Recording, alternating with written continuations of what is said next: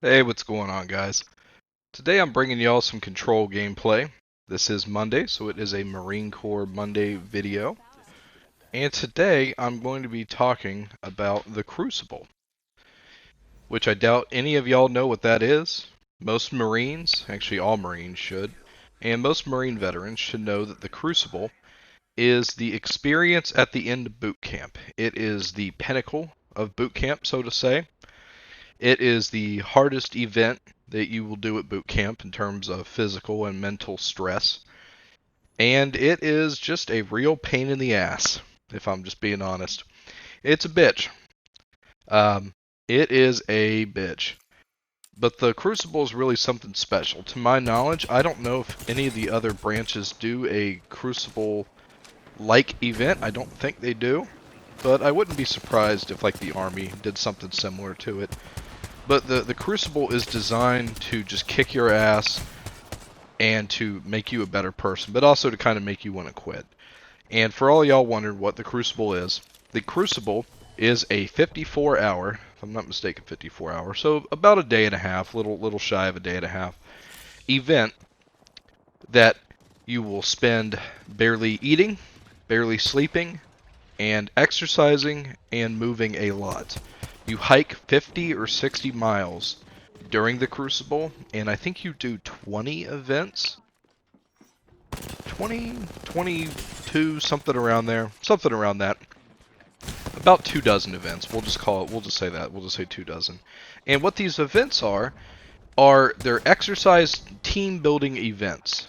Well, that's what they call them. They're more just exercise. Some of them are more team building. Some of them are definitely not team building, like what I'm about to get into. Um, but that's what the Crucible is. And it happens in the 11 and a half week of boot camp. You will then finish the Crucible. You will be on the 13th week of boot camp. You will have finished the 12th week. And then you'll be on the 13th week, which is your graduation week. That means you're done. So after the Crucible, you stop getting hazed. You stop getting called recruit. Um, you become a Marine after you have completed the Crucible. And the Crucible is a little bit different depending on which coast you go to because of the environment. If you're on the West Coast, you're in a little bit more of a desert environment, mountain environment because you're in California. And if you're on the East Coast, you're in more of a swampy, muggy, hot type of environment. Now, well, I mean, they're both hot, but there's a difference between West Coast heat and East Coast heat. And for me, I was on the West Coast, so I got more of the desert environment, which is a lot of hills, um, a lot of weather changes too, because of, if some of you don't know, the desert gets very cold at night, very cold. And so it will be 80, 90, 100 degrees during the day, and then at nighttime, and this is the Crucible, you're sleeping outside, and you're outside a lot, and you're outside all the time. It gets very cold at night, so it's a very extreme heat differential. But the Crucible, how it starts out is, at least on the West Coast, I don't know about the East Coast because I was a West Coast guy. You you hike out to the field from your squad bay with all of your gear. We're talking 80, 90 pounds of gear. You've got your rifle, you've got your 2 packs, you've got your LB and your day pack, your backpack. You're wearing your Kevlar vest and your Kevlar helmet. So you have a lot of gear.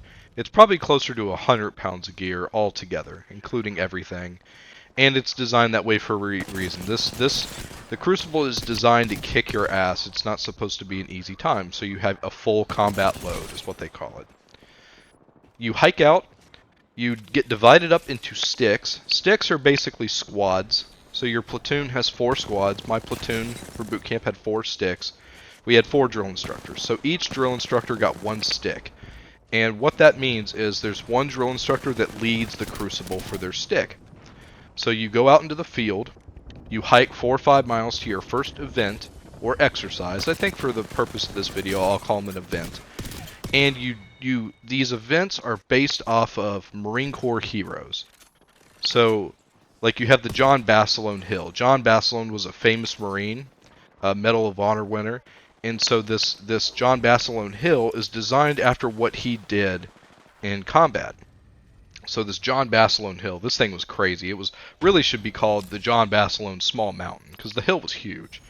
You have to hike ammo cans up and down it. Now that sounds simple and not too hard, but it gets crazy hard because each ammo can, I think, weighs 30 pounds in each hand. So you're doing 60-pound farmer's walks up a freaking hill. Now, this is a West Coast hill. So this hill is probably about 200 feet tall, I'd say, and it's very steep. And keep in mind, you're not doing this in shorts, a t-shirt, and nice tennis shoes. You've got on camis and boots. So you've got on heavy combat boots that are bulky. You've got on camis that weigh a couple pounds. Like, you're very sweaty, you're very constricted, and it's a bitch.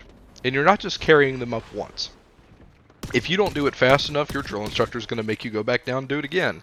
If someone in your stick is acting a little fatigued, you're all going to go back down and do it again. If the drill instructor doesn't like the weather that day, you're all going to go back down and do it again. If the drill instructor doesn't like one of the recruits' faces, you're all going to go back down and do it again. And so you end up hiking up and down, up and down, up and down. This small mountain is what it should really be called.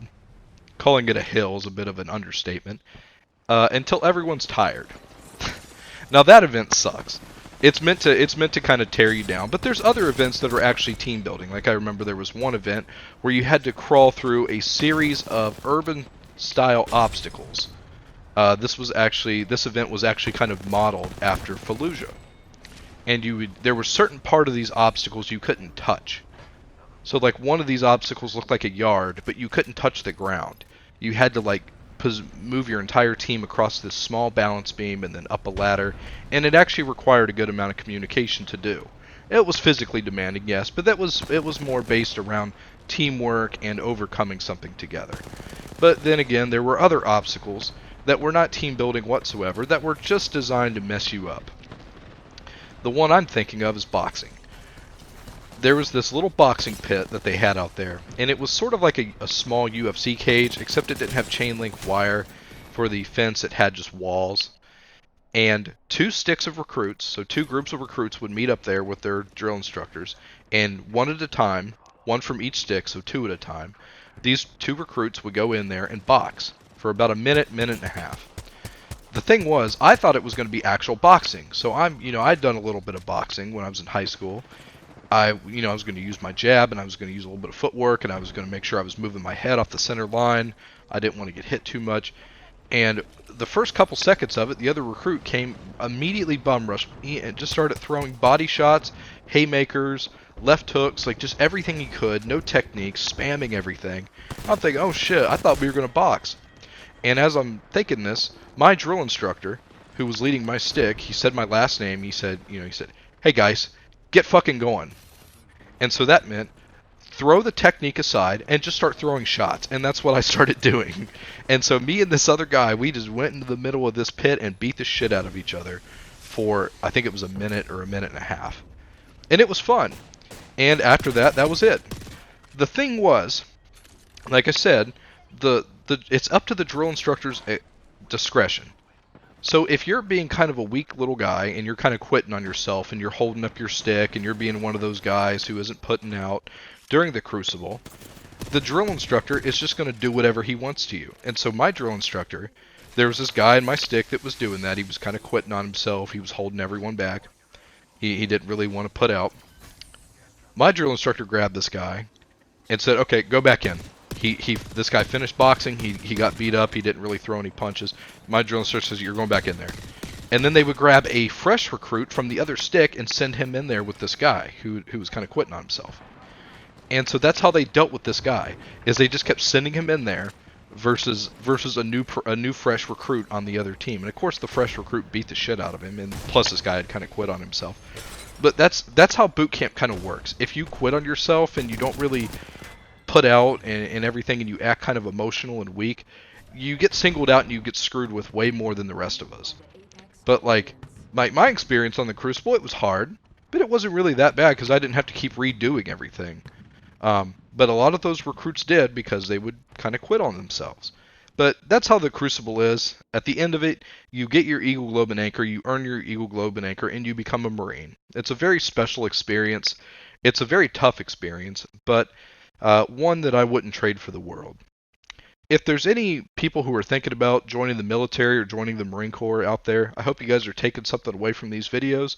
If you guys enjoy the video or you learn something from it, please consider subscribing and liking, as it helps me out tremendously with my channel.